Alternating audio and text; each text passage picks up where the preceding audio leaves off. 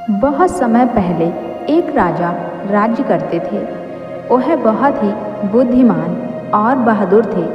वह अपनी प्रजा का बहुत ख्याल रखते थे, लेकिन वह परंपराओं को बिना सोचे समझे मानते थे। उस समय एक परंपरा थी कि अगर किसी राजा के वहाँ बेटी होती है तो वह उन्हें मार देते थे। उनका मानना था कि बेटियां धोखेबाज होती हैं, बड़ी होकर नाम बदनाम कर देंगी। इसलिए उस समय के राजा अपनी बेटियों को मार देते थे। राजा का एक राजकुमार था। राजा की कई बेटियां हुईं, लेकिन राजा उनको परंपरा के अनुसार मरवा देते थे। जब राजकुमार बड़े हुए तो राजा की एक और बेटी हुई। राजा उसको भी मरवाना चाहता था, लेकिन राजकुमार बोले, पिताजी, यह मेरी बहन है, आप इसको मत मारिए। राजा बोले, मैं इसको नहीं अपना सकता। फिर राजकुमार बोले, आप मेरी बहन को मत मारिए, मैं इसको लेकर अपने राज्य से बाहर चला जाऊंगा। राजा राजी हो गया। राजा ने कहा, ठीक है, तुम अपनी बहन को लेकर मेरे राज्य से निकल जाओ। राजकुमार अपनी बहन को लेकर अपने राज्य से बाहर निकल गया और एक जंगल में पहुंच गया। राजकुमार ने देखा जंगल में एक पुराना घर वीरान पड़ा है। राजकुमार उस घर में चला गया। जब राजकुमार उस घर में पहुंचा तो उनको एहसास हुआ घर में कोई है। फिर अचानक एक राक्षस ने राजकुमार पर हमला कर दिया, जो पहले से उस घर में था। राजकुमार और राक्षस में बहुत देर तक लड़ाई हुई। फिर राजकुमार ने राक्षस को हरा दिया और उसी घर में एक कमरे में बंद कर दिया। फिर पूरे घर की सैर सफाई करके राजकुमार अपनी बहन के साथ उसी घर में रहने लगा। कुछ सालों बाद राजकुमारी भी बड़ी हो गई। राजकुमार और राजकुमारी दोनों एक दूसरे को बहुत प्यार करते थे। दोनों भाई बहन अच्छे से रहते थे।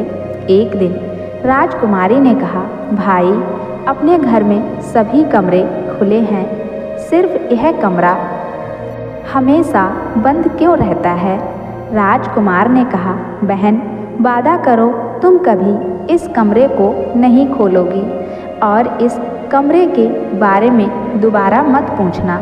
बहन ने कहा, ठीक है, मैं वादा करती हूँ। राजकुमार दिन भर बाहर रहता था, अपने काम में व्यस्त रहता था। राजकुमारी घर में अकेली रहती थी। एक दिन राजकुमारी ने सोचा, देखती हूँ इस कमरे में क्या है, और देखने के बाद कमरा दोबारा बंद कर दूंगी, भाई को पता भी नहीं चलेगा। फिर उसने दरवाज़ा खोल दिया।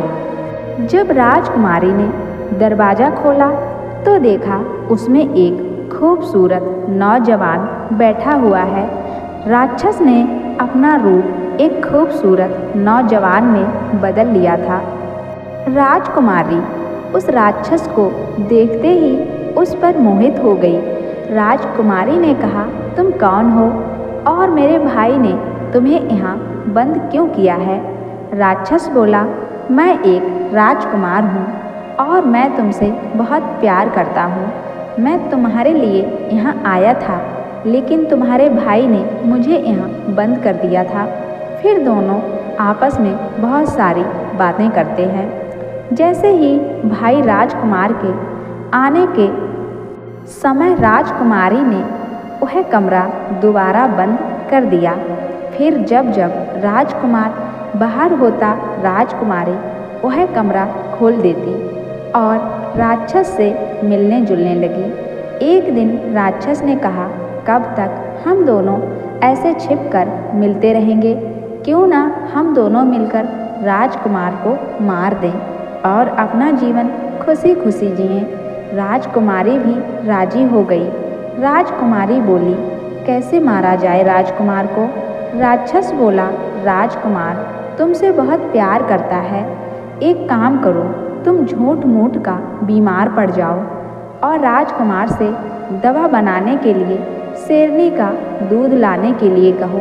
जब राजकुमार शेरनी का दूध लाने जाएगा तो शेरनी उसे जरूर मार देगी। फिर हम दोनों अपना जीवन खुशी खुशी जिएंगे। राजकुमारी भी राजी हो गई और योजना के अनुसार झूठ मूठ की बीमार पड़ गई। जब राजकुमार शाम के समय घर वापस आया तो राजकुमारी को बीमार पाया। वह बहुत घबरा गया। अपनी बहन को बीमार देखकर वह तुरंत बोला, बहन मैं जा रहा हूँ किसी बड़े हकीम को लाने जो तुम्हारी अच्छे से इलाज करे। बहन बोली, किसी हकीम के पास जाने की ज़रूरत नहीं है। मुझे पता है मेरा इलाज कैसे हो सकता है, लेकिन मेरा इलाज बहुत कठिन है क्योंकि मेरे इलाज में जो सामान लगेगा दवा बनाने के लिए उसे लाना बहुत मुश्किल है। राजकुमार अपनी बहन से बहुत प्यार करता था। राजकुमार बोला, कितना भी कठिन हो मुझे परवाह नहीं, बताओ मुझे क्या चाहिए। दवा बनाने के लिए मैं लेकर आऊँगा। राजकुमारी बोली, मेरे इलाज के लिए शेरनी का दूध चाहिए। राजकुमार ने कहा, ठीक है मैं जा रहा हूँ शेरनी का दूध लाने, तब तक अपना ख्याल रखना। फिर राजकुमार जंगल की तरफ निकल गया। राजकुमार जब घने जंगल में पहुंचा तो देखा एक बहुत बड़े पेड़ में आग लगी है और उसके नीचे दो छोटे छोटे शेर के बच्चे जो मदद के लिए चिल्ला रहे थे।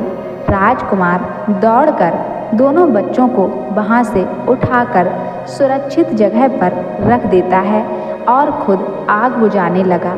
शेरनी जंगल में शिकार के लिए गई थी, लेकिन वह दूर से पेड़ की आग देख ली।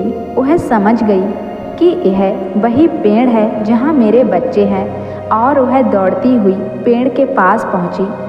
वहाँ पर वह अपने बच्चों को नहीं देखकर बहुत व्याकुल हो गई। तभी उसकी नज़र राजकुमार पर पड़ी।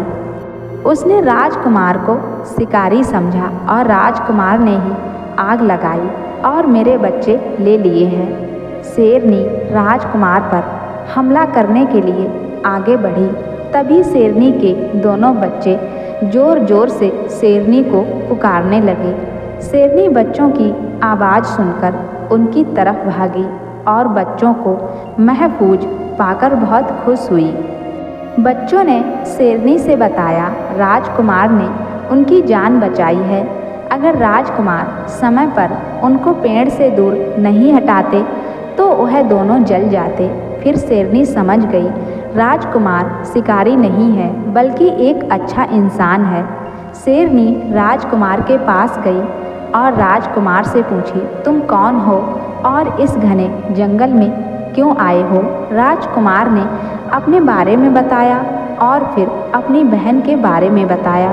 राजकुमार बोला, मेरी बहन बहुत बीमार है और उसके इलाज के लिए शेरनी का दूध चाहिए। मैं शेरनी की दूध के लिए जंगल में आया हूँ। शेरनी ने कहा, ठीक है मैं तुम्हें दूध दूंगी। फिर शेरनी राजकुमार के साथ उसके घर पहुँची तो राजकुमार की बहन शेरनी को देखकर घबरा गई। सोचा, मैंने तो सिर्फ दूध मांगा था, यह तो पूरी शेरनी ही ले आया।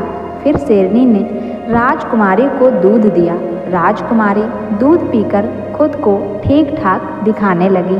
राजकुमार बहुत खुश हुआ अपनी बहन को स्वस्थ देखकर। फिर राजकुमार शेरनी को जंगल में पहुंचाने चला गया। राजकुमार के जाने के बाद राजकुमारी राक्षस के पास गई और बोली, तुमने तो कहा था राजकुमार शेरनी के दूध लाने जाएगा तो मारा जाएगा, लेकिन वह तो शेरनी ही घर लाया। राक्षस ने कहा, मैं भी हैरान हूँ, लेकिन कोई बात नहीं, कुछ दिन सब्र करो, फिर हम राजकुमार को इससे भी खतरनाक चीज़ लाने के लिए कहेंगे, वह वहाँ जरूर मारा जाएगा। फिर कुछ महीने गुजरने के बाद राजकुमारी ने राक्षस से कहा, अब बताओ राजकुमार को कहाँ भेजा जाए। उसको जल्दी से जल्दी हमारे बीच से हटाओ, फिर हम दोनों खुशी खुशी अपना जीवन गुजारेंगे। राक्षस ने कहा, तुम दोबारा बीमार पड़ जाओ और राजकुमार को केवला का फूल लाने के लिए कहो, वह वहाँ जरूर मारा जाएगा। राजकुमारनी ने वैसा ही किया, फिर से बीमारी का नाटक किया और बिस्तर पर पड़ गई। राजकुमार जब घर लौटा और बहन को बीमार देखा तो चिंतित हुआ और बहन से पूछा, हकीम ले आऊं? तो बहन ने कहा, मेरी दवा का कोई हकीम नहीं है, आप मेरे लिए केवला का फूल ला दीजिए। राजकुमार ने कहा, ठीक है बहन, मैं ले आऊँगा। फिर वह जंगल की तरफ चल दिया। चलते चलते रास्ते में उसको शेरनी मिली। शेरनी ने कहा, राजकुमार क्यों आए हो? फिर से दूध चाहिए? चलो मैं तुम्हारे साथ चलती हूँ दूध देने के लिए। राजकुमार ने कहा, नहीं, मुझे इस बार दूध नहीं, केवला का फूल चाहिए मेरी बहन के इलाज के लिए। शेरनी ने कहा, केवला का फूल जंगल के बीचों बीच एक तालाब में है। उस तालाब के बीचों बीच सिर्फ एक केवला का फूल है और उसे लाना बहुत मुश्किल है। जो भी उसे लाने जाता है वह मारा जाता है। राजकुमार ने कहा, कितना भी खतरा हो मुझे परवाह नहीं, मुझे वह फूल चाहिए। शेरनी ने कहा, ठीक है, जब तुम्हें वह फूल चाहिए ही तो रुको, मैं जंगल के सभी जानवरों को साथ ले चलती हूँ। अगर कोई खतरा होगा तो सभी जानवर तुम्हारी सहायता करेंगे।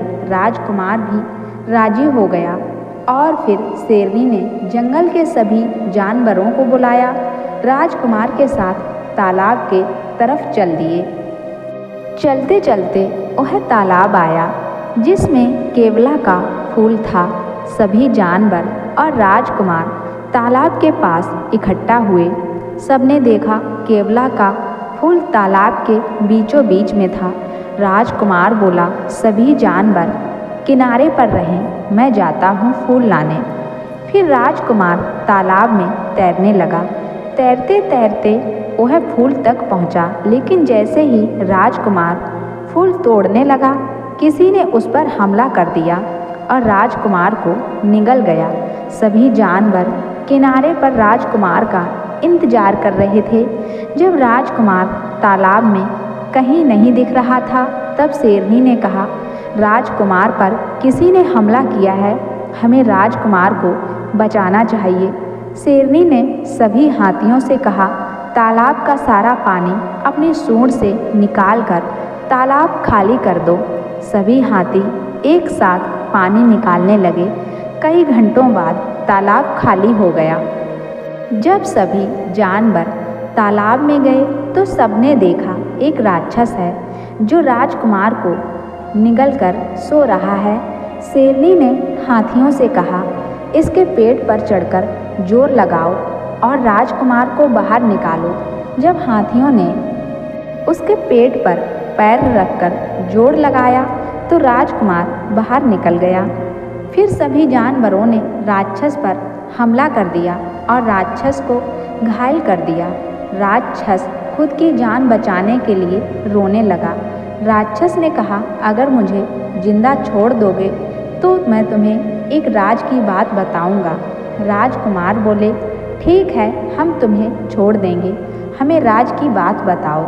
राक्षस ने कहा, राजकुमार की बहन बीमार नहीं है, वह बीमारी का नाटक कर रही है। वह राजकुमार को मरवाना चाहती है।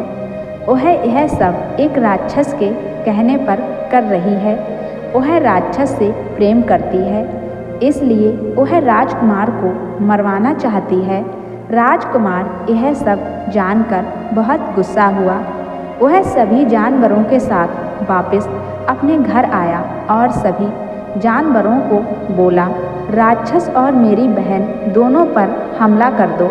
सभी जानवर राक्षस और राजकुमार की बहन पर हमला कर दिए और दोनों को मार दिया। फिर राजकुमार अपने पिता के पास वापस लौट गया और अपने पिता के साथ रहने लगा।